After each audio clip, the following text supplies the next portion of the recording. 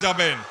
আর বিগত 15-16 বছরে বিএনপির নেতা কর্মীরা তাদের পুরনো জুতো স্যান্ডেল একটাও ফেলে দেয়নি। আমরা বহুবার বলেছিলাম,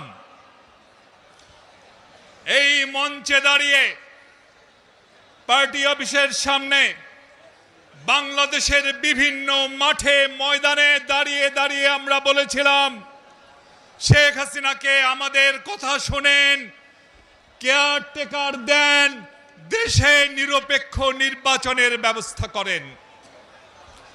আমাদের নেত্রী বেগম খালেদা জিয়া বারবার বলেছিলেন, আমাদের নেতা জননেতা জনাব তারেক রহমান বারবার বলেছিলেন, আমাদের কথা শুনলেন না। শুনলেন দাদা বাবুদের কথা।